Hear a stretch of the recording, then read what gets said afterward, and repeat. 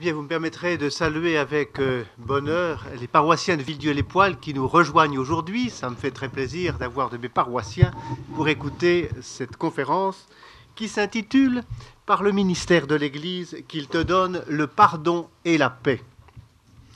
C'est une formule qui n'est pas de moi, vous l'avez reconnu, c'est la formule rituelle qui fait une partie de l'absolution qui donne le pardon. C'est pour un prêtre une formule très forte et une formule très émouvante, car dans les mots, elle dit ce que nous faisons au nom du Seigneur et ce que le Seigneur opère en ceux que l'on reçoit, ceux qui le visitent et ceux qu'il visite. Alors, nous avons entendu ce matin et hier déjà que nous ne sommes pas simplement seuls dans la visite. Et j'aimais beaucoup, et je prends le relais du Père Rollet, pour dire que nous sommes dans un peuple. Et ce peuple qui est objet de la miséricorde de Dieu, ce peuple qui est à la fois celui qui suit, qui a été appelé, qui marche, qui s'arrête, qui se tourne vers d'autres dieux, qui revient, et puis qui a toujours l'intercesseur qui dit « Mais Seigneur, regarde-les, tu les aimes, tu ne vas quand même pas les perdre encore une fois. » Et alors en fait, le chemin se reprend, l'alliance est nouvelle, l'alliance est recréée et scellée à nouveau. Et voilà que le peuple se remet en marche, un peu plus boiteux qu'avant, mais il marche toujours. Et le salut va jusqu'à aujourd'hui. Et aujourd'hui, eh bien, nous avons cette même rencontre, et nous ne sommes pas le peuple avec Moïse, car nos pasteurs ne s'appellent pas tous Moïse. Mais voici que nous sommes de ce même peuple, et nous sommes à la fois ces boiteux qui arrivent devant le Seigneur en disant « Seigneur, me voici. Seigneur, me voici, tu me connais, mais je sais que tu m'aimes. » C'est aussi dans cette simplicité, cette humilité, cette foi que nous nous présentons devant le Seigneur. Nous ne sommes pas arrivant avec beaucoup de choses à défendre en disant « Seigneur, mais puisque tu m'as appelé, tu peux au moins faire cela pour moi. » Mais simplement redire « Oui Seigneur, nous sommes de ce peuple que tu as choisi, ce peuple que tu as sauvé, ce peuple que tu aimes. Seigneur, me voici. » C'est cette offrande aussi que véritablement devient Eucharistie, devient pardon.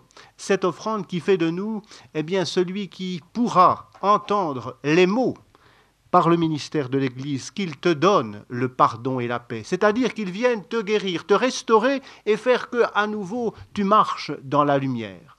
Alors voici la transition entre l'enseignement de ce matin et d'hier et puis ce que nous allons entendre aujourd'hui. Alors, j'aimerais aussi, en commençant, redire que nous avons entendu hier, c'était ce geste-là, moi je ne suis pas très gestuel, mais celui-là je l'ai bien repéré, ça veut dire « sommes temple de l'Esprit Saint hein, ». Si vous n'avez pas, c'est bien ça, ensemble, temple de l'Esprit Saint. Et ça, c'est une chose qu'il nous faut garder, et c'est à ce titre que nous pouvons oser nous tourner vers Dieu. C'est à ce titre aussi que nous pouvons prétendre recevoir de Dieu la marque de son amour, car elle est imprimée au fond de nous-mêmes. Nous sommes le temple de l'Esprit Saint. Temple de l'Esprit Saint, nous avons cette possibilité de nous tourner vers Dieu. Et nous avons ce devoir de proclamer ses merveilles. C'est toute la dynamique du sacrement du pardon, où à la fois le Seigneur vous donne celui qui est messager pour vous recevoir en son nom.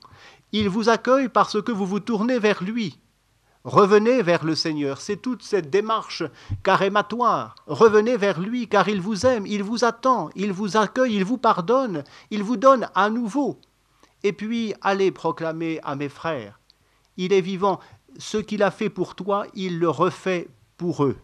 Voici comme nous sommes missionnaires et nous sommes témoins.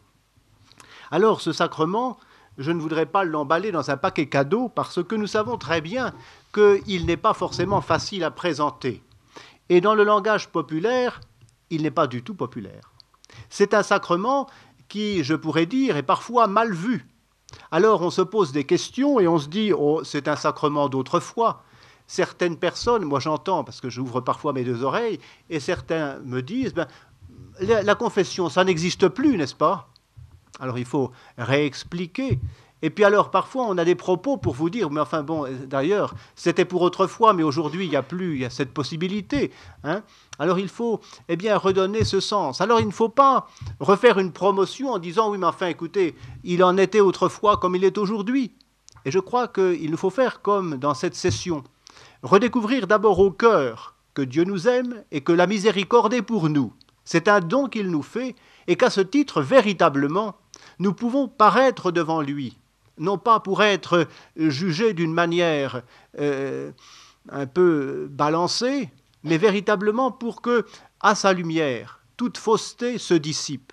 J'ai bien aimé, c'était hier, on nous a dit ça, que devant la lumière de Dieu, devant sa présence, tout ce qui est faux en nous disparaît. Et je crois qu'il en est pour le jugement particulier, il en est pour la rencontre de nos défunts, comme il en est pour nous dans le pardon. Et parfois, c'est parce que nous avons une fausse image de celui qui nous aime que véritablement nous sommes encore tremblants. Alors peut-être il va nous falloir un peu dessiller ce qu'il y a derrière. Alors, j'ai eu à l'école de la foi, puisque je donne des cours à l'école de la foi, accompagné des dossiers. Chaque année, on leur demande de faire un dossier sur un thème qu'ils choisissent. Et plusieurs fois, il y a eu des dossiers sur le pardon, parce que le pardon pose question.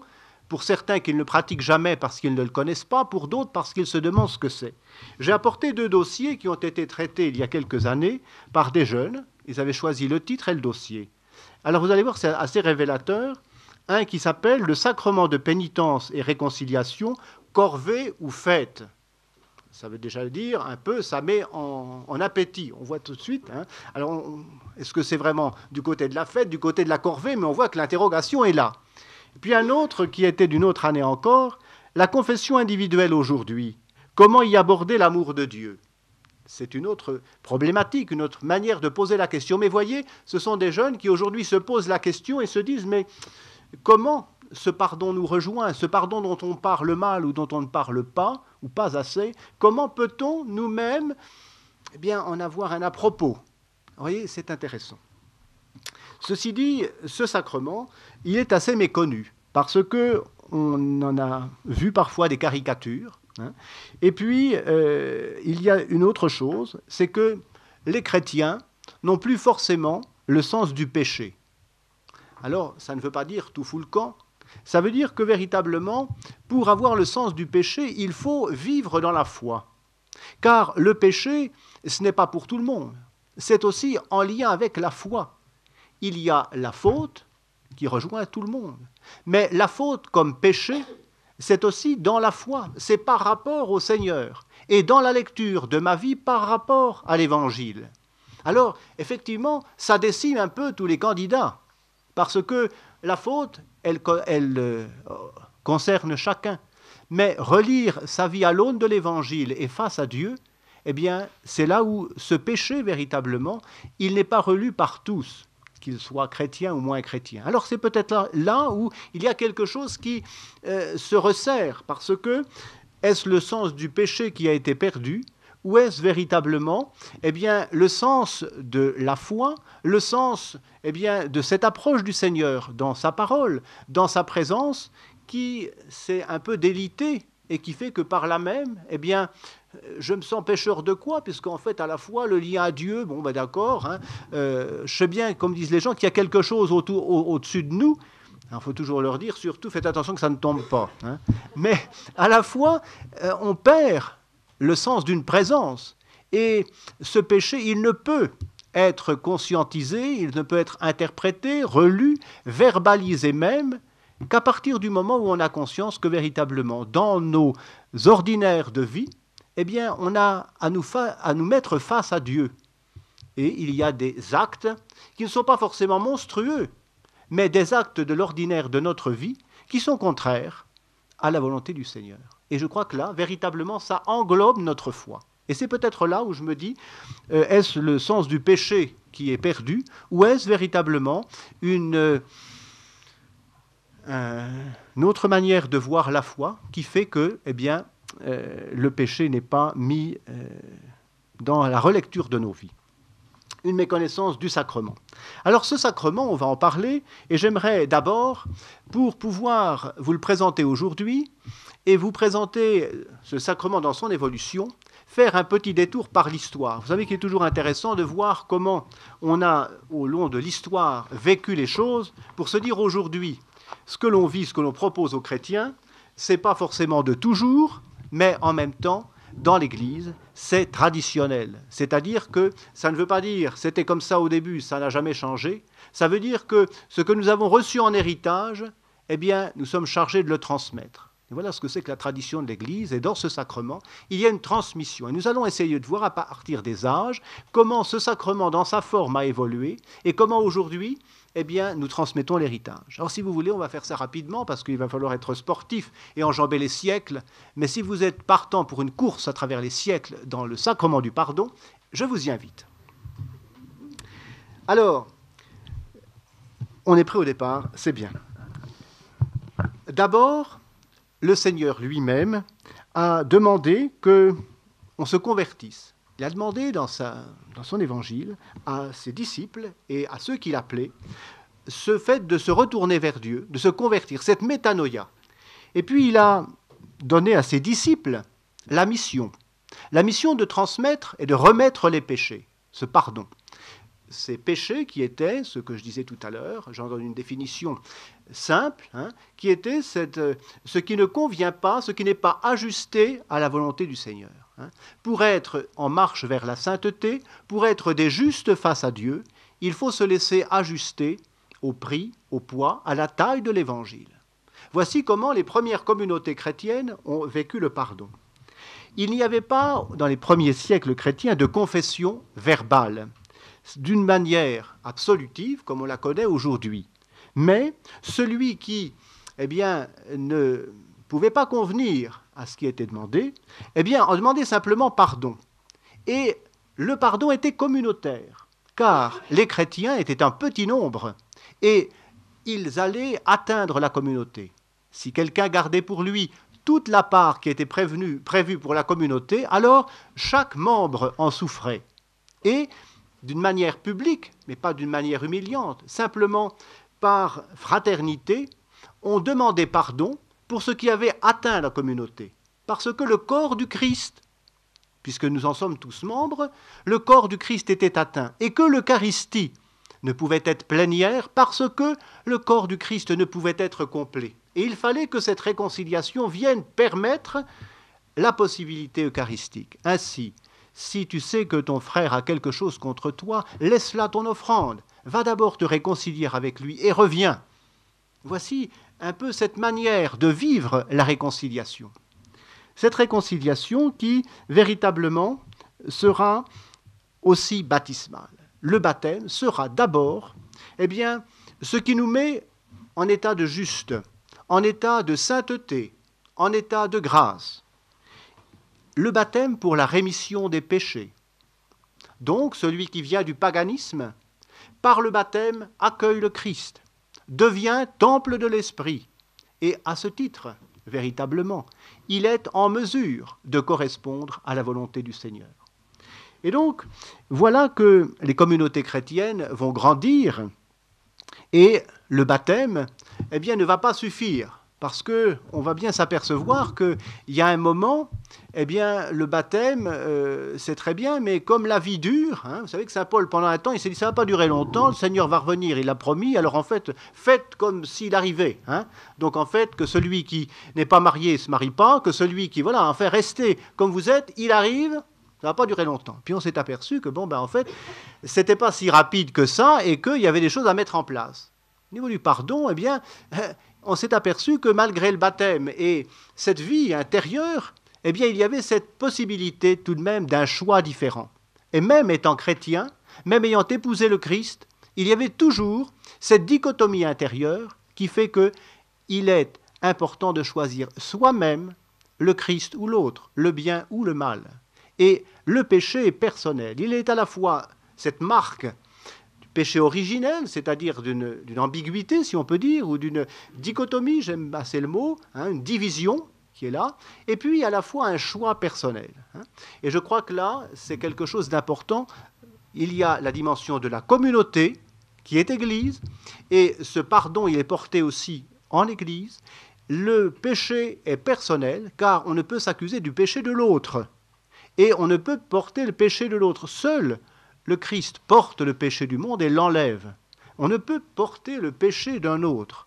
Et on ne peut non plus le reconnaître pour quelqu'un. Simplement, on se met devant le regard de Dieu et on reconnaît son péché et on lui demande de s'apitoyer. C'est ainsi que lorsque nous célébrons la messe, nous commençons toujours par cette formule grecque du Kyrie, ou en français du Seigneur prends pitié, mais la traduction du grec peut être un peu plus fidèle que Seigneur prends pitié, et Seigneur apitoie-toi. C'est pas très joli à chanter, mais vous voyez ce que ça veut dire, hein? Apitoie-toi. Celui qui s'apitoie. Et on dit au Seigneur, eh bien voilà, me voici, apitoie-toi. Hein? Vaut mieux dire Seigneur prends pitié, c'est plus simple, vous comprenez bien. Mais voyez bien, on voit bien ce que ça veut dire dans le cœur de l'affaire. Donc, eh bien, il y a cette manière personnelle de se présenter devant le Seigneur.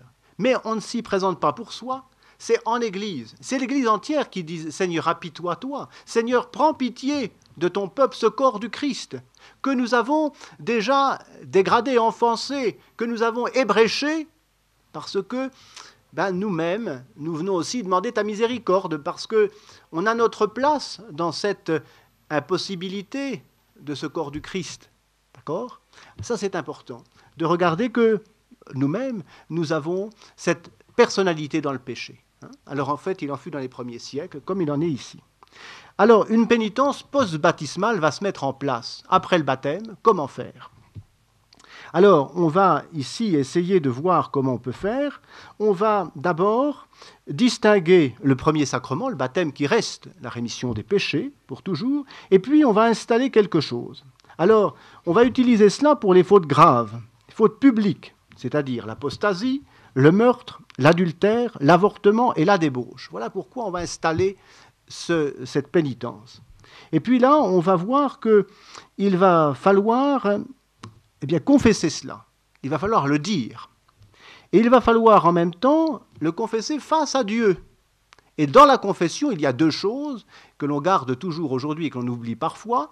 Il y a la confession de l'amour de Dieu et la confession de la foi qui fait que face à l'amour de Dieu, toute fausseté diminue, toute fausseté s'efface, donc on peut paraître face à Dieu dans la lumière. C'est ainsi que la confession est confession de foi, accueil de l'amour de Dieu et présentation de sa pauvreté.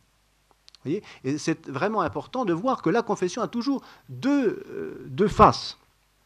Il en était de même pour l'histoire. Et alors en fait, voilà qu'on va avoir des pécheurs qui vont arriver ici, et l'évêque, qui est le presbytéros, qui va être celui qui va véritablement prendre la décision, va mettre en quarantaine, c'est-à-dire va choisir de dire, eh bien, toi, je ne peux pas t'accueillir dans la communauté actuellement. Prends un temps, quarantaine, prends un temps pour véritablement te convertir, remettre ses péchés. Et alors, en fait, c'est très intéressant, parce qu'ici, on en a parlé hier, il y a un temps donné pour un progrès dans la foi et un progrès dans la conversion. Ce n'est pas tout de suite et illico, c'est, eh bien, aujourd'hui, eh bien, quitte la communauté et prends le temps de revenir vers Dieu. C'est aussi l'origine de nos carêmes. Hein. C'est un temps où on va véritablement eh bien, se mettre en chemin 40 jours pour retrouver par le désert la voie de Dieu. Et donc ici, le pécheur sera réétabli dans la communion possible par l'évêque dans la semaine pascale. Et donc arriveront les catéchumènes et il y aura à la fois le moment de la liturgie où on fera sortir les catéchumènes après la liturgie de la parole, parce que le reste ne les concerne pas encore, dans la communion eucharistique non plus, ainsi que les pécheurs qui ont été extraits de la communion par l'évêque et qui seront en attente de réconciliation, en attente de conversion, et qui seront rétablis lorsque l'évêque le jugera au moment du jeudi saint, de la semaine sainte, et donc, véritablement, c'est pour la Pâque que la communauté, le corps du Christ, véritablement pourra revenir à sa plénitude. Intéressant comme manière de voir. Et donc ici, on a un prix à payer, hein, il faudra à la fois réparer, il faudra faire quelque chose. Hein. Lorsque la faute aura été jugée suffisante pour être extrait, il faudra réparer, un certain prix à donner, et véritablement que sa vie se retourne vers Dieu. Hein, donc changer sa vie, la métanoïa. Donc on va demander aussi que les uns et les autres changent de métier. Il y a des métiers qui ne sont pas compatibles avec les chrétiens. Hein. Donc en fait, si vous voulez être chrétien, eh bien, mieux vaut ne pas être commerçant, mieux vaut ne pas être dans l'armée, dans la fonction publique, n'en parlons pas. Je n'invente pas, hein, c'est pas moi qui ai dit ça, hein, c'est ce qui se passait à ce moment-là. Et alors en fait, on va dire, eh bien, si vous êtes dans l'armée, soit vous quittez l'armée, soit vous restez païen, parce que vous n'y arriverez pas, c'est pas la peine. Hein. Donc on va vraiment mettre des conditions, même dans l'état de vie. On va demander de changer d'état de vie. Et donc on va demander cet établissement par rapport à la communauté. Et puis voilà qu'on va voir qu'une indulgence doit être apportée, parce que certains récidivent, puis certains ont envie de se convertir, et puis d'autres, bon, ils sont un peu tièdes, hein, à la fois dans la foi et dans la conversion. Alors, est-ce qu'il faut maintenir complètement ces gens hors de la communion? Comment faire?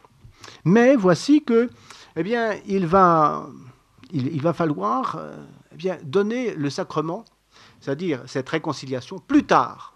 Alors, on va dire, eh bien, la restauration du baptême, elle ne se donne qu'une fois. Alors le problème qu'une fois, ce n'est pas généreux pour les autres.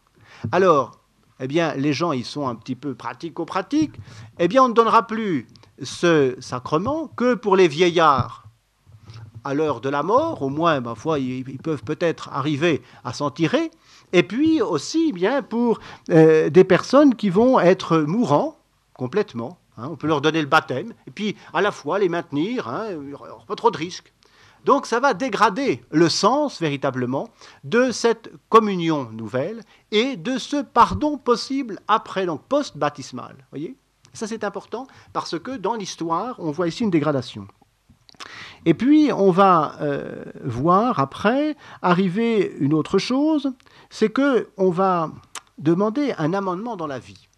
On va dire, bien, il faut quand même que la vie chrétienne puisse changer, même dans ceux qui sont baptisés, qui n'ont pas fait forcément des choses formidables, mais que la vie puisse être un amendement face à Dieu.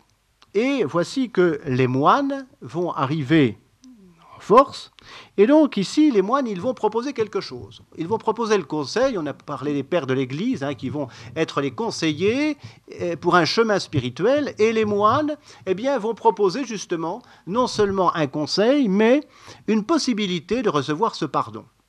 Alors l'Église va vraiment s'insurger contre les moines, et des évêques diront, bien, nous ne voulons pas que les gens reçoivent ce pardon possible si souvent.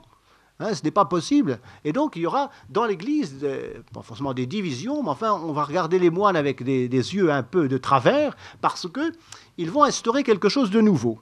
Et, était-ce par raison, était-ce sans raison? C'est l'histoire. Voici que l'influence des moines et de cette pratique a véritablement fleuri et pris. Donc, on va voir que, eh bien, on va absoudre presque à chaque fois que la personne le demande. Et un concile demandera à revenir aux formes anciennes, car on exagère quant au sacrement. C'est intéressant parce qu'on exagère quant à l'absolution qui est donnée. Le pardon ne peut pas le donner si facilement. D'accord ? Voyez-vous, c'est intéressant parce que voilà, il va falloir voir comment faire. Et donc, ensuite, on arrivera à une époque qui va changer encore. Alors, je vous oublie tous les détails, mais c'est pour qu'on puisse comprendre nos évolutions aujourd'hui, pour arriver à notre rituel actuel. Et en fait, on voit que dans le pardon, ici, on va voir que dans la spiritualité, les choses évoluent de la même manière. C'est qu'on ne propose pas le pardon comme au 1er siècle, comme on le faisait au 16e siècle ou au Moyen-Âge. Parce que la spiritualité évolue aussi. Vous avez à la fois d'un côté l'ordre des pénitents, qui va devoir être rétabli, faire tout un chemin, et puis de l'autre côté, vous avez dans la spiritualité, vous avez, selon les âges, un resserrement. Et on va dire, mais il n'est plus possible de s'approcher de l'Eucharistie.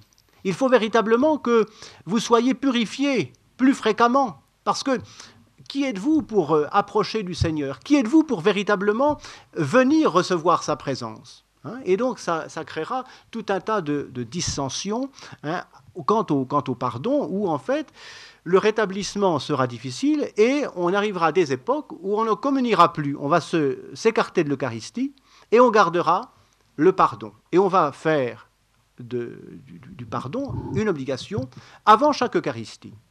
Et en fait, on verra, alors là c'est encore différent, mais des exagérations qui iront jusqu'au fait que les gens ne communiant pas n'iront pas non plus recevoir le pardon. Donc il y a une désaffection qui va se produire même dans la vie chrétienne quant au progrès, mais quant aussi au lien à la communauté. Et ça c'est important parce qu'on va voir se déliter le fait que le pécheur, c'est celui qui n'est pas présentable devant le Seigneur, qui n'est pas à présenter non plus, mais qui n'a rien à voir forcément avec la communauté. Et en fait, le pardon va prendre un sens qui va être un petit peu sur le côté.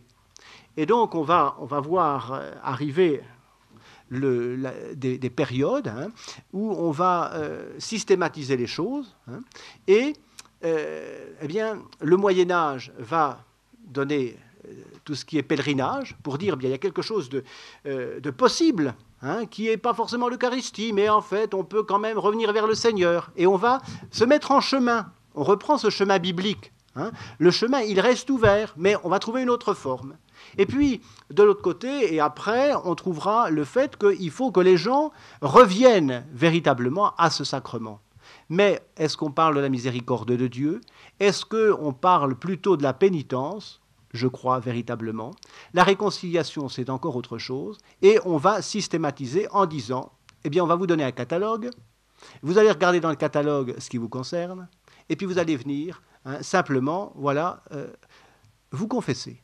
Alors, est-ce qu'on parlait de demander pardon au Seigneur? Je ne sais pas comment on le demandait, mais à partir de ce moment où on a systématisé les choses, on a lié l'Eucharistie et la communion possible, tellement peu possible que c'était une fois l'an, au moins obligatoire, humblement la confession et la communion. Pour le reste, c'était une autre manière de s'approcher du Seigneur.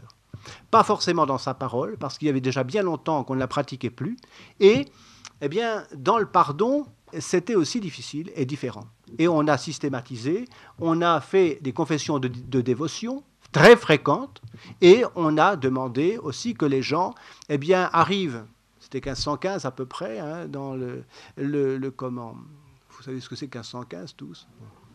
Et en fait, c'est en même temps le moment où on a demandé systématiquement de venir, non pas se confesser devant tout le monde, à la communauté, mais de venir s'humilier devant un prêtre qui recevait la personne en confession, au tribunal du Seigneur, et écoutez bien mes termes, hein, au tribunal du Seigneur, et s'humiliant ainsi, eh bien, on lui avait fait une boîte noire, parce que c'est des boîtes noires dans les camions, c'est ce qui contrôle la vitesse.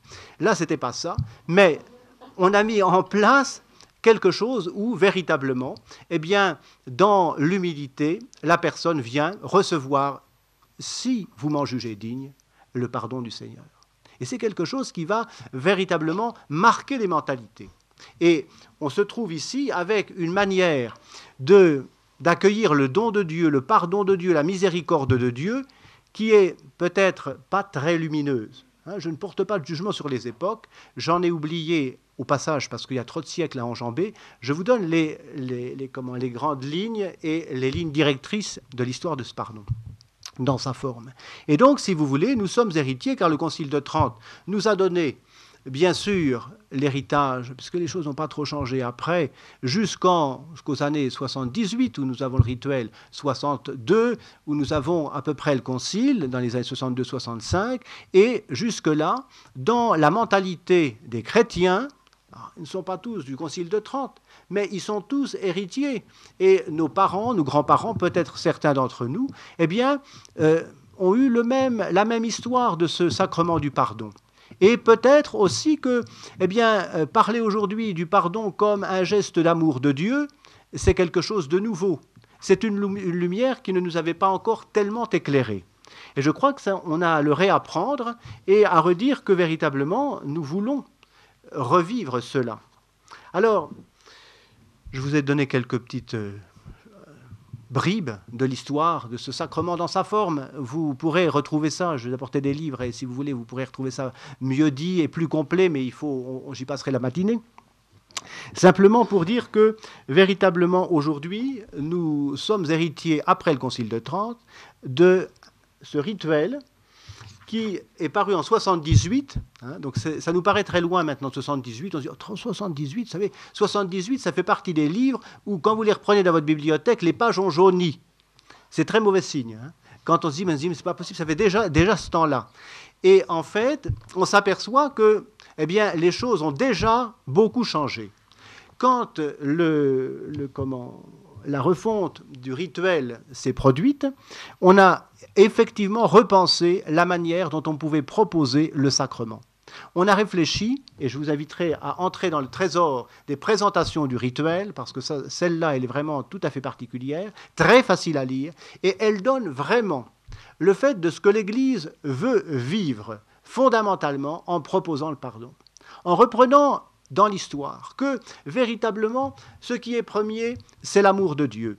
L'amour de Dieu confessé, mais pas simplement pour soi, mais dans la communion du corps du Christ, c'est-à-dire avec l'Église entière. Et c'est un sacrement qui se célèbre. Ce n'est pas simplement un sacrement où on vient dans un petit coin recevoir une absolution. Alors, ça c'est important parce qu'on va demander plusieurs éléments. Pour que les choses se célèbrent, il va falloir y mettre une dimension ecclésiale, c'est-à-dire essayer que ce ne soit pas que tout seul et toujours. Il va falloir aussi y mettre la parole de Dieu. Nous avons vu brillamment tout à l'heure comment la parole de Dieu nous rejoint tout ce qu'elle nous dit de la miséricorde de Dieu.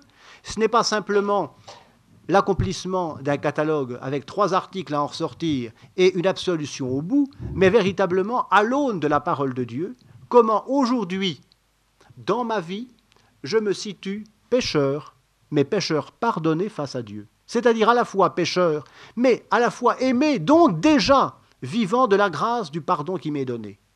Hein, et je crois que c'est là où, en fait, ce n'est pas un sacrement de la frousse, c'est un sacrement véritablement de ce qu'il doit nous arriver lorsque nous suivons le chemin du Seigneur.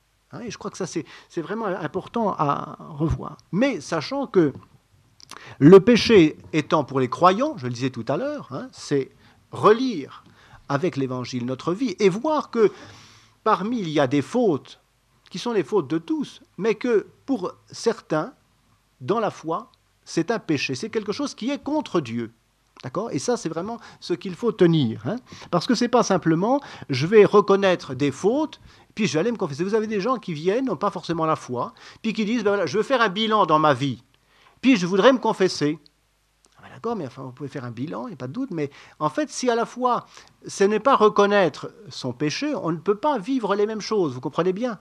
Et aujourd'hui, peut-être dans nos générations, les gens ont besoin de faire des bilans. Pas des bilans dans la foi, quand c'est pas dans la foi. Mais ils se disent, ben, si on relit un peu les choses, effectivement, ça va m'alléger un peu quand même si j'arrive à dire ça. Hein, alors, c'est intéressant parce qu'il y a un tas de cabinets qui peuvent vous recevoir pour écouter tout ça, accompagner. Il y a des choses qui sont à changer ou à voir. Dans la foi, c'est pas exactement la même chose. Hein. Et ça, c'est important, hein, de voir que là, il y a une dimension de foi.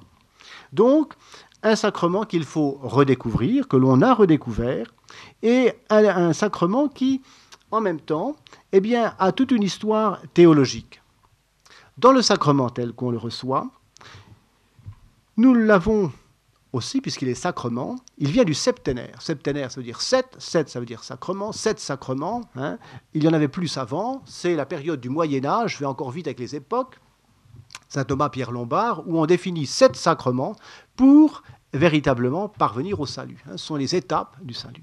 Avec des sacrements réitérables, ce que l'on peut refaire, recevoir plusieurs fois, des sacrements non réitérables, par exemple le baptême, que nous ne pouvons pas recevoir plusieurs fois. C'est par le fait que le baptême n'était pas réitérable que l'on a mis le sacrement du pardon comme étant une restauration du baptême, restauration de la lumière première. Et donc, à partir de cela, c'est un sacrement qui est baptismal. Ils le sont tous, mais celui-là particulièrement. Et il vient précéder l'Eucharistie, puisque l'Eucharistie vient faire grandir et nourrir cette foi baptismale, hein, et qui attache à la communauté. L'Eucharistie, elle n'est pas personnelle pour chacun. Elle est d'abord le corps du Christ, et chacun en a sa portion. parce qu'il en est membre. C'est toujours important. Et je crois que là aussi, dans le sacrement de la pénitence, du pardon, il faut voir cela aussi. Alors, il y a plusieurs facteurs dans ce sacrement. Je prends des termes qui sont plus simples que ce que dit la théologie parfois. Pour qu'il y ait le sacrement, il faut qu'il y ait d'abord un pénitent, c'est-à-dire quelqu'un qui, dans la foi, c'est pas simplement quelqu'un qui va, j'allais dire, déverser son cœur, c'est quelqu'un qui fait un acte de foi, dans la foi, reconnaît son péché, c'est-à-dire se reconnaît face à Dieu. Il faut un pénitent. Il faut à la fois une dimension ecclésiale, qui est représentée soit par une communauté, et on va voir qu'il y a plusieurs formes possibles, soit par le prêtre. Le prêtre qui, en fait, sera celui qui agit in persona Christi capitis, c'est-à-dire pour le Christ, mais quand le prêtre célèbre, c'est le Christ qui pardonne, mais en même temps, le prêtre, lorsque vous êtes seul avec lui, représente aussi l'Église. Ce n'est pas le pénitent qui dit ben oui Seigneur, ça y est, me voici, voilà, fais ce que tu veux. À la fois, il y a un intermédiaire, c'est comme Moïse dans l'histoire du peuple de Dieu, le Seigneur met sur la route celui qui porte la voix de Dieu. C'est important. Ce n'est pas quelqu'un qui se prend pour Jésus, c'est quelqu'un qui est ordonné à ce ministère. Et puis alors il y a la matière du sacrement. Je ne vais pas vous faire tout un cours de théologie sur le sacrement, parce que ce serait aussi 3 nuits et jours à y passer, mais en faisant comme ça des petits extraits, vous allez bien comprendre. Il faut qu'il y ait quelque chose à pardonner, parce que on ne peut pas dire, ben voilà, Seigneur, je te demande pardon, de quoi? De rien. Le Seigneur, il dit toujours aux siens, que veux-tu que je fasse pour toi? Si l'autre n'a besoin de rien, bon, ben voilà, c'est bien, on continue le chemin. C'est-à-dire, il ne prend pas de force. Il ne prend pas de force quand celui qui l'appelle revient, mais il lui demande, que veux-tu que je fasse pour toi? Ainsi, lorsque le pénitent vient demander le pardon du Seigneur, il se présente. Alors, on ne demande pas d'être inventif et d'avoir un catalogue nouveau toutes les semaines. C'est-à-dire, j'en ai retrouvé 2 autres. Non, ce n'est pas du tout ce qui est demandé. Mais dans ma vie, il y a des choses que, véritablement, je combats, parce que la vie est un combat, on l'a vu, ce combat spirituel. Et puis, à la fois, on sait bien, et on l'a vu aussi hier, que dans notre vie, le combat, il se fait avec nous-mêmes parfois. Le premier ennemi, c'est parfois nous. Le plus lourd à transporter, c'est parfois nous. On voit les ennemis extérieurs, mais en fait, l'ennemi intérieur, il est parfois drôlement lourd. Et alors, c'est tout cela qui est à convertir, tout cela qui est à présenter au Seigneur. Et la matière du sacrement, c'est l'ordinaire de nos vies. C'est l'épaisseur de ce que l'on vit chaque jour. Il ne faut pas chercher, si, alors en fait, bien sûr, il y a des fautes très graves, par exemple, tuer. Bon, alors vraiment, si vous attendez d'avoir tué quelqu'un, il y en a qui ne tueront jamais personne. Alors forcément, il n'y a pas de doute qu'ils ne peuvent pas se présenter au pardon du Seigneur. Vous avez des gens qui disent « j'ai jamais tué, j'ai jamais volé ». Ben, heureusement pour vous, ben, enfin bon, voilà. Que veux-tu que je fasse pour toi? Ben, il n'y a plus autre chose. Ah bon, ben, voilà, l'affaire est close. Vous voyez, c'est important de voir que ce n'est pas être inventif et refaire un truc pour avoir quelque chose à dire au Seigneur le prochain coup, mais véritablement, dans l'ordinaire de notre vie, il y a des choses que je ne peux pas combattre sans toi, Seigneur. Il y a des choses que je te présente à ton pardon parce qu'elles sont pour moi une vie impossible. Et véritablement, si elle empêche pour moi la vie et que tu me donnes la vie, Seigneur, viens en moi libérer ce qui est là. Viens le guérir. Et on l'a vu un petit peu hier, il y a des choses, c'est très, très mêlé, parce qu'il y a des choses qui sont guérissables tout de suite, et puis il y a des choses qu'il faudra des années pour guérir. Il y a des péchés qu'on ne pourra avouer pendant 30 ans, puis au bout d'un moment, on ne sait pas comment, par la grâce de Dieu certainement, eh bien on pourra le mettre en mots. Alors en fait, ce n'est pas se dire, eh bien, dans le catalogue, j'en ai oublié 3. Je ne veux pas les dire, vous comprenez. Alors, est-ce que vraiment ma contrition est parfaite? Et je crois que ce n'est pas de cet ordre-là. Il y a des choses, c'est vraiment, si vraiment il y a des choses que je cache parce que c'est un petit peu de l'enfantillage, où on voit bien comment on est fait. Bon, effectivement, ça, c'est pas très sérieux. Mais vous avez des choses qui remontent à des blessures profondes qui demandent à être guéries par le Seigneur, mais que le pardon peut guérir, mais qui demandent un progrès.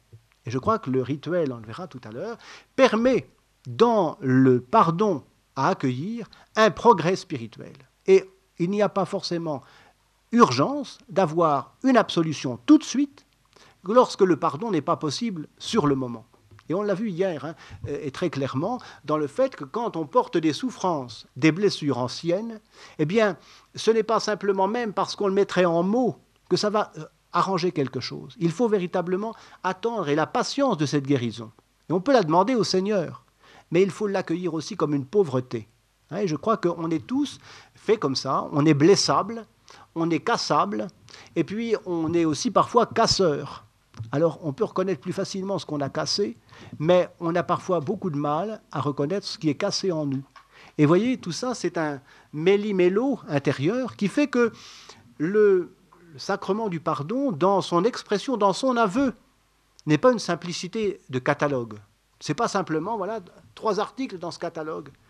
Ça ne veut pas dire grand-chose. Et je crois qu'aujourd'hui, et c'est un bien, hein, par à la fois le fait d'avoir retrouvé le sens personnel, hein, le sens de la personne en tant que telle, et cette responsabilité face à Dieu, mais en même temps, à la fois, eh bien, c'est quelque chose qui m'est personnel. Et on demande aussi ce temps pour que le pardon soit possible.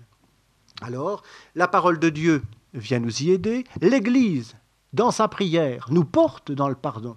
Pas oublier que ce n'est pas simplement moi, c'est l'Église. L'Église nous porte dans le pardon. Et quand le pardon pour moi n'est pas possible, si je dois attendre 30 ans, c'est important d'avoir une communauté derrière. Et l'Église entière, dans la célébration eucharistique, qui prie pour ce pardon que je ne peux vivre, que je ne peux recevoir, non pas parce que le Seigneur le donne, mais parce que mon cœur n'est pas assez grand pour l'accueillir.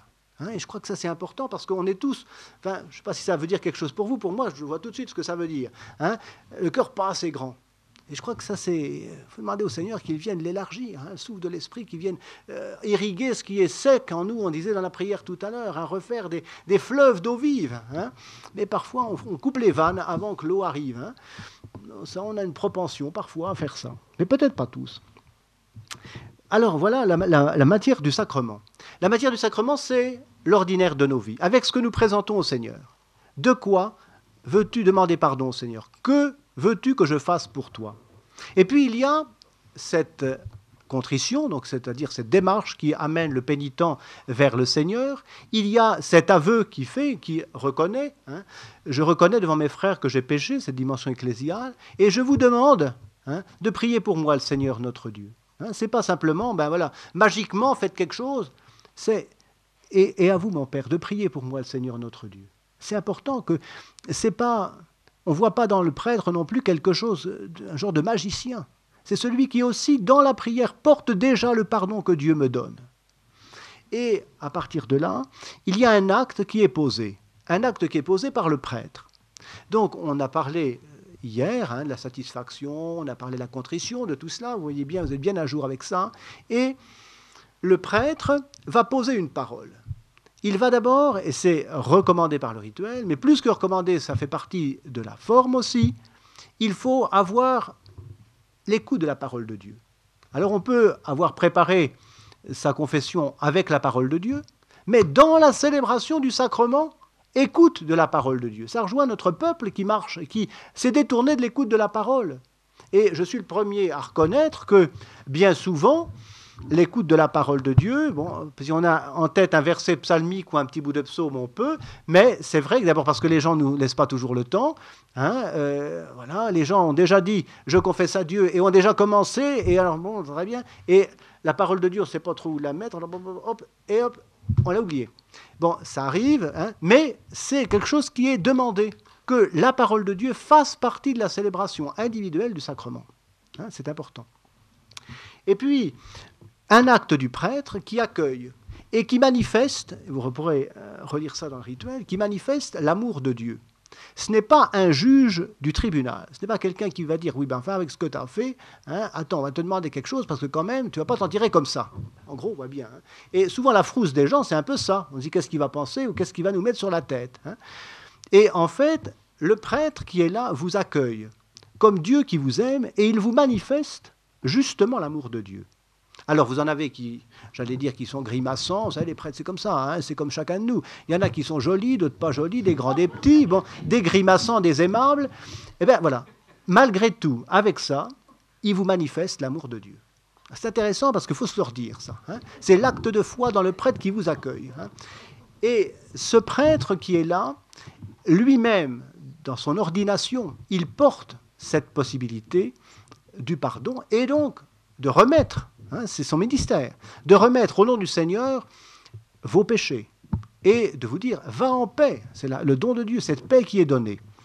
Et là encore, l'acte que pose le prêtre, ce n'est pas lui qui dit, bien voilà, je trouve que ce que tu as fait, c'est pas si mal, alors attends, je vais t'absoudre quelque chose. Ça, ce serait du ridicule. Magicien. Le prêtre est là et il agit avec deux parties, mais à la fois derrière, c'est le Seigneur qui agit. Et nous, on manifeste, on est le porte-parole, on agit en la personne du Christ. Et ce qu'on appelle, par deux formules qui ne sont pas hébraïques, latines, ex opere operato, c'est-à-dire que le pardon est donné. Le fleuve d'eau vive, pouf, il arrive. Hein. Alors voilà, tu reçois pas, il arrive. Ex opere operato. Le Seigneur donne. Et puis de l'autre côté, il y a ex opere operantis. Je vous laisse grâce des formules, c'est pour vous les dire, ça fait bien, c'est bon. Et alors, en fait, il faut que de l'autre côté, il y ait l'acte de foi de celui qui reçoit le pardon. Il sait qu'il est aimé de Dieu et qu'il reçoit et qu'il est pardonné. Et que véritablement, il y a une osmose qui se fait, une communion entre Dieu qui donne, le don de Dieu, et celui qui reçoit. Quand un pauvre appelle, le Seigneur entend. Et là, il se passe une communion profonde, c'est que le prêtre lui dit, en une formule toute simple, il peut y ajouter un conseil, il peut donner une parole de consolation, il peut aussi éclairer la personne. Et il lui dit, je vais redire la formule exacte, il lui dit que Dieu, notre Père, te montre sa miséricorde. Vous savez ce que c'est, miséricorde, on en a parlé ce matin. Par la mort et la résurrection de son Fils, il a réconcilié le monde avec lui. C'est le baptême. Et envoyé l'Esprit Saint pour la rémission des péchés. Par le ministère de l'Église, c'est-à-dire pas parce que je le veux, par le ministère de l'Église, qu'il vous donne le pardon et la paix. Pardon et paix. On a vu que ça allait ensemble ce matin. Parce que le pardon, eh bien, ça génère en vous la paix. La paix, ça vous établit en communion avec Dieu. Et moi, au nom du Père et du Fils et du Saint-Esprit, je te pardonne tous tes péchés. Vous voyez, ici, ce n'est pas le prêtre qui dit, voilà, je juge que c'est véritablement, et moi, parce que le Seigneur t'accueille, je te pardonne, au nom du Père et du Fils et du Saint-Esprit, je te pardonne tous tes péchés. Et vous voyez, je crois que là, c'est vraiment important de revoir ce sacrement en se disant, voilà ce que l'on vit. Alors, avec ex opere operato operantis, vous voyez bien ce que j'ai voulu expliquer. Il faut les deux. Si celui qui vient ne vient pas en voulant recevoir le pardon de Dieu, rien de force. Que veux-tu que je fasse pour toi? Il ne faut pas oublier ça. Mais jamais le don de Dieu ne faillit. Ça, c'est important. Alors, il manque encore une chose, c'est qu'on a un envoi qui est donné. C'est-à-dire qu'une satisfaction, le Père Paul nous parlait de la satisfaction hier. Ce n'est pas du tout « je suis satisfait de ce que je vous ai dit, donc par conséquent, c'est pas mal ». Non, non. La satisfaction, c'est que, ayant reçu abondamment ce que Dieu me donne, alors que moi, je viens lui présenter quelque chose qui ne convient pas à ce qu'il m'a demandé. Je suis comblé de sa grâce. Lorsque le péché abonde, la grâce surabonde, dit saint Paul. Je suis comblé de sa grâce. Eh bien, à partir de là, eh bien, je vais véritablement repartir sur la route autrement et satisfaire. Satisfaire, c'est prendre un choix de vie nouveau. Alors, prendre un effort que je pourrais faire. Alors, ce n'est pas forcément faire la vaisselle en rentrant, pour les maris, ça pourrait être très bien, mesdames seraient contents, bon. Mais c'est véritablement dans ma vie de foi. Qu'est-ce que je peux faire pour véritablement, non pas correspondre parfaitement à l'Évangile. La perfection, elle n'est pas pour nous. Mais nous marchons vers la sainteté. Nous sommes des pèlerins, capables, comme le peuple de Dieu de ce matin, d'aller de travers, de revenir et d'appeler le Seigneur. Mais, à la fois, nous pouvons, ayant été comblés par l'amour de Dieu, choisir de reprendre la route avec lui. Et alors, on peut se dire, eh bien voilà, j'aimerais repartir sur la route en essayant, dans la prière, de porter telle personne que je n'arrive pas à aimer depuis 35 ans. Et voilà, eh bien voilà, je ne peux vraiment l'accueillir dans mon cœur, mais je vais essayer de la porter dans la prière. Et je crois que tout ça, c'est motif de salut. Hein, et ça amène le salut et pour les autres et pour nous. Et ça fait grandir l'Église. Le royaume de Dieu est là, tout près de vous. Alors ça, c'est vraiment capital. Hein, je crois que ça fait partie des choses. Dans notre rituel, nous avons ici 4 choses qui nous sont proposées, je les rappelle. L'accueil mutuel, c'est-à-dire une rencontre avec quelqu'un. Hein, c'est pas simplement... voilà. Ça ne peut pas se faire par téléphone, ça ne peut pas se faire par mail ou machin. C'est une rencontre interpersonnelle. C'est quelqu'un qui est devant soi. Et puis la parole de Dieu qui vient aussi ici pour véritablement faire la vérité en nous. Hein. Devant le Christ, toutes les faussetés se démasquent. Hein, je ne suis pas là devant le prêtre où je vais dire je ne sais pas quoi lui dire, qu'est-ce qu'il va penser, je ne sais pas quoi. Non, véritablement, c'est la parole de Dieu qui vient m'éclairer et dans la lumière me permettre la vie. Car à nouveau, je pars en ressuscité. Hein. À la fois, je suis remis debout. Va et marche en paix. Il faut confesser l'amour de Dieu et son péché, c'est-à-dire ce que dans la foi, je reconnais à la fois comme une faute, certes, mais comme une faute qui atteint et l'Église et Dieu. Mais moi, par le fait même. Vous voyez, hein, le péché, ce n'est pas simplement une faute, comme tout le monde. C'est véritablement quelque chose que je reconnais comme atteignant et ma relation à Dieu et à l'Église. Ça, c'est vraiment quelque chose d'important. Et puis, il faut accueillir le pardon de Dieu. C'est un acte d'humilité aussi, de se laisser pardonner. Hein. On peut dire, bien, moi, je peux pardonner, mais se laisser pardonner, c'est une marche différente. Je crois que dans le pardon, on en parlait hier dans les ateliers, le pardon interpersonnel entre moi qui ai été offensé et quelqu'un qui m'a offensé, ou moi qui ai offensé quelqu'un et le contraire, il y a toujours une difficulté. Pour certains, c'est plus facile de se laisser pardonner, pour d'autres, c'est plus facile de pardonner. Mais accueillir le pardon de Dieu, c'est aussi parfois difficile. Dire, mais Seigneur, mais en fait, t'inquiète pas, je n'ai pas besoin, ou vraiment, je ne le mérite pas. Hein. On peut avoir tous ces états d'âme qui font que, peut-être pas, quoi. Et je crois que là, en fait, notre acte de foi doit être revitaminé. On ne dit pas sans théologie, mais vous voyez ce que ça veut dire. Hein, pour que, véritablement, nous puissions avoir l'audace de demander ce que le Seigneur veut pour nous. Il veut nous aimer, nous le manifester et nous le dire. Alors, le progrès est pris en compte. Hein, ça, c'est quelque chose de très, très important. Le rituel de 78 propose plusieurs formes de sacrements. Alors, on a ici, et je vois avec vous, simplement les survolants. Hein, on est sportif aujourd'hui, on survole, mais j'en dis un petit peu. Et puis, je vous inviterai quand même à aller voir, soit dans ce rituel, soit dans les sacrements du Père Jounel. Ça permet de relire les choses paisiblement. Il y a d'abord la forme ordinaire du sacrement, dont je vous ai parlé abondamment là, où simplement vous allez rencontrer un prêtre. Il y a cet accueil mutuel, et ce que nous avons dit, avec, sans oublier, la parole de Dieu. Et puis vous avez l'accueil de plusieurs pénitents. Vous pouvez aussi accueillir plusieurs personnes. Et vous pouvez préparer les gens à recevoir le pardon. Alors, c'est-à-dire que la dimension communautaire est là. Mais, alors ça, je ne sais pas comment le dire, parce que je suis le premier à ne pas être dedans.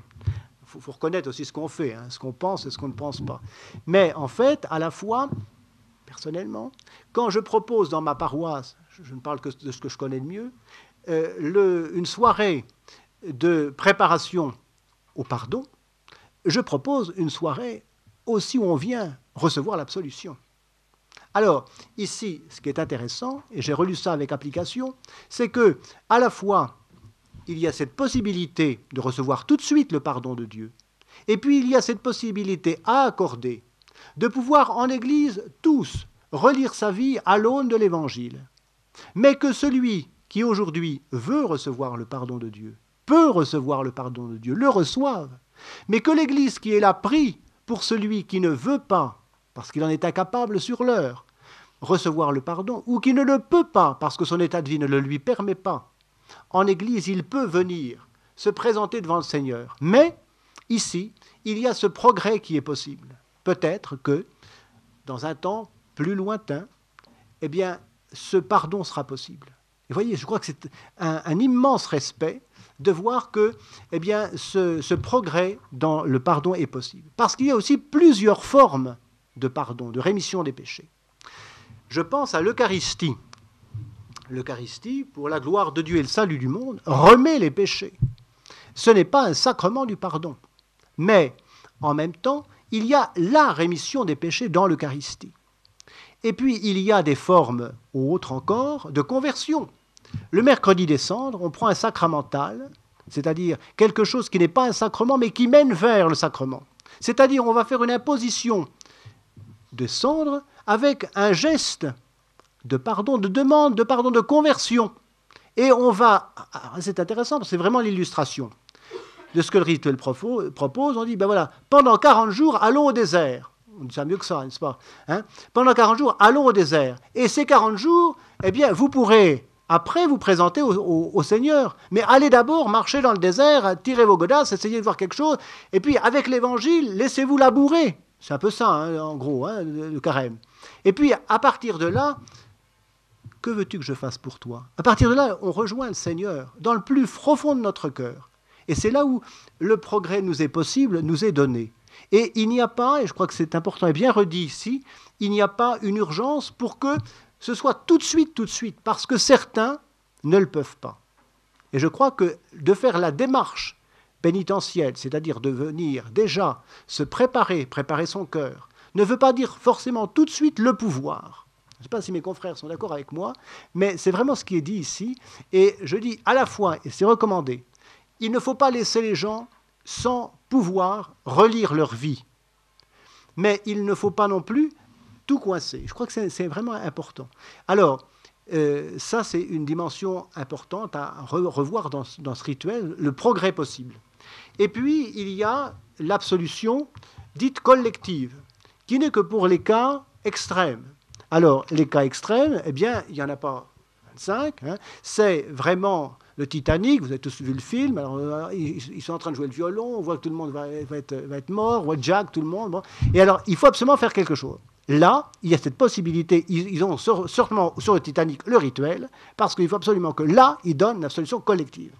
Et autrement, il y a cette possibilité dans l'urgence. Mais les pénitents qui viennent, si vous les invitez, vous leur dites mardi, je vous invite à faire une préparation pénitentielle pour vous mettre devant le Seigneur avec l'Évangile. Ils ne sont pas en état, ils ne sont pas plus malades que 8 jours avant, ils ne sont pas en état de mort non plus, et ils peuvent très bien attendre 8 jours après ou 2 jours après pour aller voir un prêtre, s'ils le veulent. Ils n'ont pas forcément un besoin urgent d'avoir une absolution qui va être tout de suite collective. Alors, avec cette limite importante, que dans le rituel, il est rappelé qu'un sacrement, ce n'est jamais quelque chose qui est donné à l'envolée. Lorsque vous venez pour l'Eucharistie, c'est la communauté qui célèbre et qui prie. Lorsque vous recevez le corps du Christ, on ne vous dit pas « servez-vous ». Et on ne dit pas ben « voilà pour tout le monde ». Chacun vient et reçoit le corps du Christ. Il répond « Amen ». C'est personnel. Et ceux qui ne peuvent pas, ceux qui ne veulent pas, ceux qui ne sont pas aptes sur le moment, ne s'avancent pas, mais ils sont dans les célébrants. Ils sont en communion profonde, quand même, pas forcément jusqu'au bout. Et dans le pardon, c'est la même chose. Ici, vous avez quelque chose qui fait que dans la mouvance du pardon et de l'amour de Dieu, déjà, les gens, ils sont réunis, ils sont célébrants, mais ils ne sont pas tous à recevoir d'une manière collective quelque chose qui va leur apporter pas forcément ce qu'ils attendent. Voyez, et ça, c'est important parce que un geste est proposé, c'est une autre célébration encore. Vous pouvez, dans une assemblée comme ça, pour les personnes qui ne désirent pas recevoir l'absolution, certaines ne désirent pas, il peut y avoir un geste de conversion. Venir faire un signe de croix avec de l'eau baptismale qui rappelle notre baptême.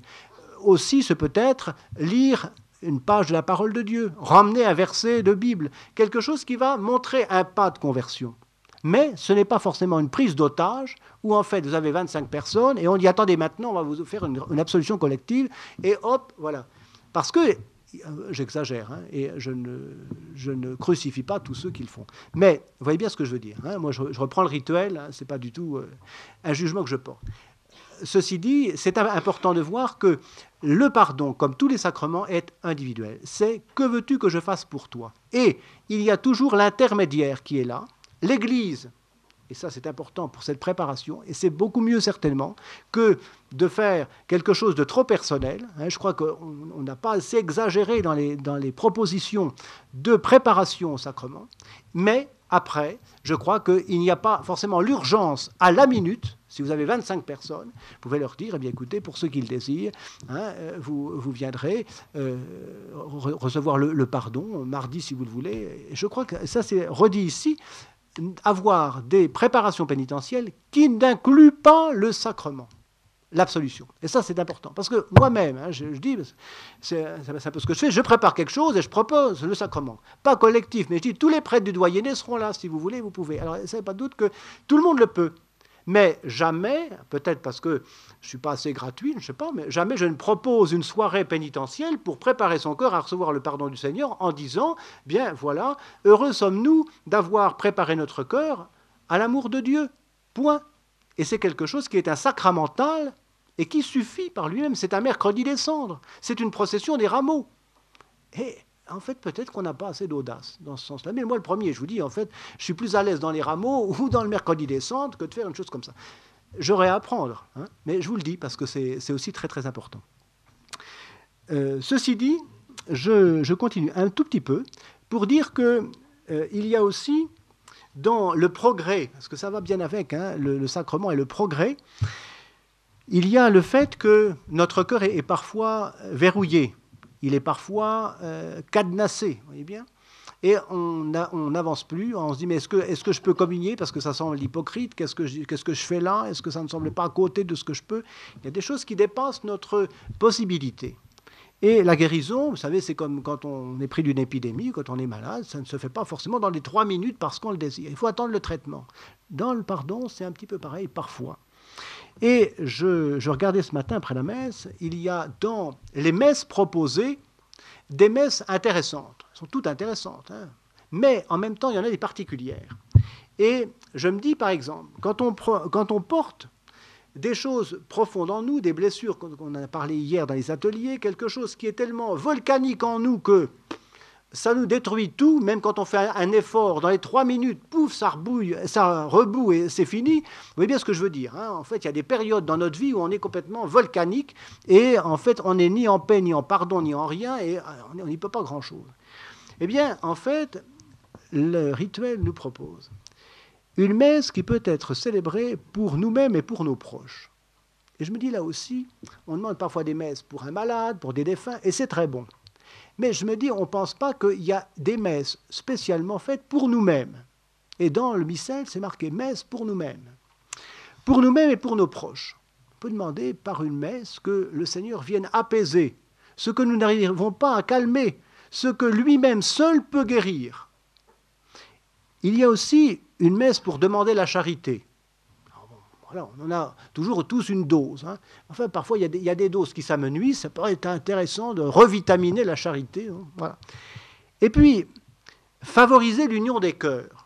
Je me dis, dans les familles, ça peut être intéressant parfois de se dire, eh bien, ce qui nous divise, ce qui fait qu'on ne peut plus avoir une vie de prière, ce qui fait qu'on ne peut plus s'approcher du pardon sans avoir l'air d'être hypocrite ou à côté, c'est peut-être l'union des cœurs à demander. Prier, demander une messe pour l'union des cœurs, pour que le Seigneur vienne opérer en nous ce que nous sommes incapables même de désirer encore. Une messe pour nos proches et nos amis. Ça peut ne pas être inutile. Il y a un ami qui nous a fait une grâce. Avant de le voir déjà comme un ennemi, on peut peut-être essayer de prier pour nos proches et nos amis. Pour la famille, c'est souvent des intentions qui sont rudes et rugueuses aujourd'hui. Dans les familles, prier pour la famille. Prier pour ceux qui nous font souffrir. Alors ça, c'est plus qu'intéressant, parce que vraiment, on a parfois des choses qu'on ne dit pas. Il y a tout ce qu'on dit, tout ce qu'on explose, et puis tout ce qu'on garde pour soi qui nous pourrissent la vie. Et en fait, parfois, c'est important de prier pour ceux qui nous font souffrir, parce que cette souffrance, elle nous rejoint profondément, on l'a dit hier, dans des blessures peut-être anciennes, que le Seigneur seul peut guérir. Aussi, pour demander le pardon des péchés. Eh bien, on peut demander au Seigneur, dans une Eucharistie, qu'il nous aide à savoir que véritablement, face à lui, eh bien, on a à demander ce pardon, à être, j'allais dire, des mendiants du jour près du Seigneur. Que veux-tu que je fasse pour toi? Et puis, pour demander la grâce d'une bonne mort.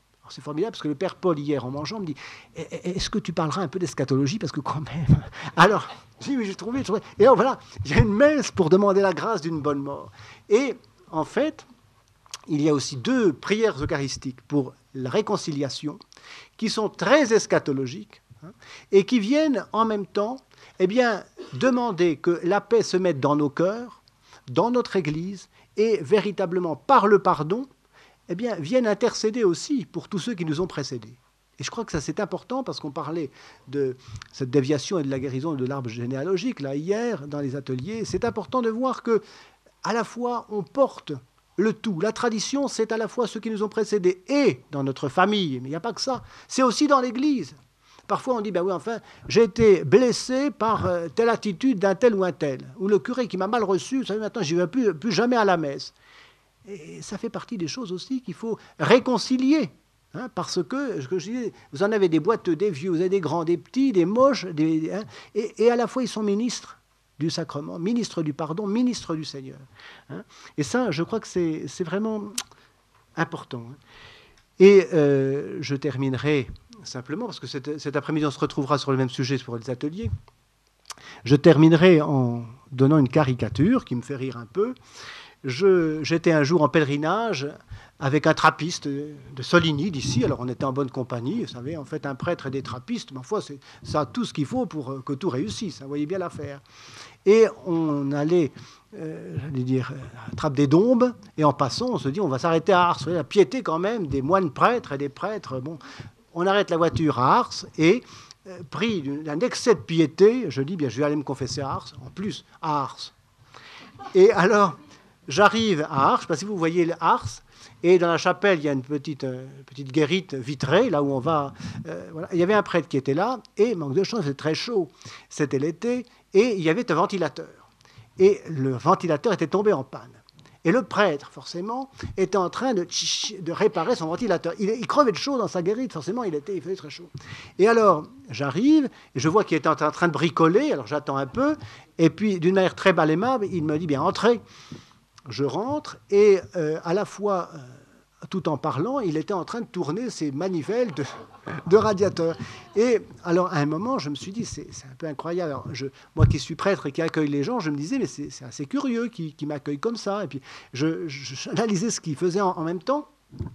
Et puis, à la fois, je me suis confessé comme il faut. Enfin, bon. Et puis... je me dis, mais c'est pas possible. Il est toujours dans son ventilateur. Et en fait, c'était très curieux. Et j'ai dit mon acte de contrition et j'en souriais un peu, parce que c'était la caricature, vous vous rendez compte, à Ars, dans le confessionnal, l'intermédiaire, c'était le ventilateur. Et en fait, à la fois, lorsque j'ai été pour recevoir le pardon du Seigneur, j'attendais. Et j'ai dû l'arracher à son ventilateur. Je lui ai dit, mais est-ce que je peux recevoir l'absolution? Et en fait, il a consenti quand même à m'absoudre. Je suis sûr qu'il ne savait pas ce que j'avais dit. Et le ventilateur n'était pas réparé, et le pauvre, il est resté comme ça. Mais vraiment, c'était quelque chose... Bon, ça fait rire. Et oui, il y a des gens que ça aurait beaucoup choqué, des choses comme ça. Et je me suis dit après, c'est vraiment la caricature des choses. Et je me suis dit après, faut prier pour toutes les fois où nous, prêtres, on n'est plus pris par un ventilateur ou par un souci que l'on a que par les personnes qui viennent. Et je crois que c'est important parce que parfois on peut ne pas être disposé. On n'a pas toujours des ventilateurs ou pas trop chaud. Mais vous voyez, c'est important parce qu'il faut prier pour le prêtre. Et le rituel le dit, priez pour celui qui va vous accueillir. Parce qu'il n'est pas un surhomme. Si jamais sa voiture a crevé avant de rentrer au confessionnal, il pense sûrement plus à sa crevaison qu'à la personne qui va venir. Et je me dis, c'est important de prier ensemble. Et même si le prêtre ne se sent pas tellement en état de recevoir quelqu'un, parce qu'il a sa voiture qui a crevé, puis il ne sait pas comment ça va repartir après, puis il y a une réunion qui suit, priez ensemble. Parce qu'il faut déjà... Eh bien, il est ministre du Seigneur et il vient aussi... Il y a quelque chose à faire ensemble. Et je crois que c'est important de peut-être se redire ça, que même si vous le voyez dans son ventilateur, priez pour lui. Vous voyez, ça fait pas, le rituel le dit, priez pour celui qui va vous accueillir. Alors, voilà, tout en souriant, je vous ai dit plein de choses intéressantes. Et je terminerai simplement en vous conseillant quelques petites lectures. Nous travaillerons cet après-midi avec un chapitre de ce livre de Louis-Marie Chauvet et Paul de Clercq qui, en fait, ont écrit ce livre, Le sacrement du pardon entre hier et demain. Alors, ils enjambent les siècles un peu moins vite que moi, donc si vous voulez des précisions sur les siècles et les formes du sacrement, c'est très bien fait. Vous avez de bonnes études, ce sont des gens qui ont bien travaillé, je les ai connus, m'ont fait travailler aussi, donc en fait, bon, voilà, chez les Clés de Brouwer, et vraiment, c'est un livre intéressant. Vous avez, je les laisserai ici si vous voulez regarder, vous avez ici un livre que je conseille à beaucoup, de Henri Caldellari, « Pourquoi, comment se confesser, le pardon source de vie » aux éditions Saint-Paul. C'est un tout petit opuscule que je conseille à tous. Moi, j'ai rarement trouvé au-dessus. Je dis ça parce qu'en fait, moi, j'aime beaucoup le donner aux personnes qui me disent ben, on vient, on voudrait bien, mais on ne sait pas comment il faut faire, tant qu'on ne sait pas confesser. Il vous explique ce que c'est que la miséricorde de Dieu, le pardon, le cœur de Dieu qui s'ouvre et le fait que, voilà, de tout ce qu'on accueille. Si on l'a ici, vendez-le. Je fais une pub pour vous. Mais vraiment, c'est un livre très beau. Il y en a certainement d'autres. Celui-là, c'est un livre que je vous conseille vraiment. Henri Caldellari. Caldellari. Et puis vous avez forcément le rituel, qu'il est bon de lire dans les formes, ça c'est autre chose, dans les introductions. Et ça, je vous conseille vraiment, ça fait quoi, 10 pages aux prêtres particulièrement. Souvent les prêtres, vous savez, c'est des gens très bien, ils ont été formés, bien formés, et puis quand il y a une introduction, ils disent bon, déjà vu, et ils ne le lisent pas. Et en fait, il y a presque beaucoup plus à apprendre dans l'introduction que dans la forme. La forme, on sait les paroles, à force, on sait tous par cœur ce qu'il faut faire, comment faire, même si on oublie la parole de Dieu, on ne sait pas où la mettre. Ça, c'est accessoire, et on peut reprendre. Mais l'introduction, c'est tout ce que je vous expliquais ici, tout ce qu'on a dit hier et ce matin. Vraiment, vous avez dans cette introduction des pages, un trésor, hein, je n'exagère pas, une dizaine de pages, introduction rituelle de la pénitence et de la réconciliation. Et puis, je termine par une prière, hein, mais là, j'arrête vraiment, hein, c'est sûr. Je termine par une prière que j'ai glanée, et j'avais fait un petit livre, quand j'étais recteur d'un pèlerinage de la Salette, autrefois, c'est pas un vieil autrefois, mais autrefois quand même, et quand les pèlerins venaient, souvent des gens qui venaient, ils disaient on ne sait pas comment faire, on sait ce qu'on fait, on ne sait pas trop. J'avais fait ce petit livret avec un examen de conscience, avec les manquements à l'amour à partir des Corinthiens, à partir de quel nom donnons-nous à Dieu, la sainteté du nom de Dieu, justice et vérité, miséricorde et patience, universalité et salut, et puis les méfaits de la langue, accessoirement ça peut servir. Et ce livret, on l'utilise encore dans ma paroisse actuelle, parce que c'est un livret que j'ai fait et que j'aime bien. Il est précédé par une prière qui fait prier le pénitent pour le prêtre qui l'accueille et pour l'Église. Je vous la confie. À celui qui vient chercher le pardon de Dieu. Seigneur, me voici devant toi, pour me reconnaître comme pécheur et faire appel à ta miséricorde. Envoie sur moi ton Esprit Saint, pour qu'il m'aide à te remercier pour tout ce qui est beau dans ma vie, à mieux comprendre les exigences de ton amour, à mieux voir ce qu'est le péché, mon péché, à mieux me remettre en route pour être, là où j'ai à vivre, le témoin de Jésus-Christ. Seigneur, je te prie pour tous ceux et toutes celles qui en ce moment, ici et partout dans le monde, se préparent à confesser leurs péchés et ton amour. Envoie sur eux ton Esprit Saint, afin que nous soyons tous ensemble un peuple qui témoigne de ton salut. Seigneur, je te prie pour les prêtres chargés de dire ta parole de miséricorde, en particulier pour celui qui va m'accueillir. Envoie sur eux ton Esprit Saint, afin qu'ils soient les témoins vivants de ton inlassable patience et de ton exigeante tendresse. Amen. Voilà un peu ce que le rituel demande, ce que l'Église demande pour vivre le pardon du Seigneur. Que veux-tu que je fasse pour toi? Alors, avec l'Évangile, on nous demande de nous préparer, de regarder notre vérité et de nous remettre dans le flot de l'amour de Dieu, simplement en bénissant les pauvretés de celui qui nous accueille et qui fait que le Seigneur agit, ex opere operato, avec la grâce qu'il donne en abondance, et ex opere operantis, lorsque celui qui se présente y convient. Il reçoit donc en abondance l'amour de Dieu. Amen. Amen. Amen.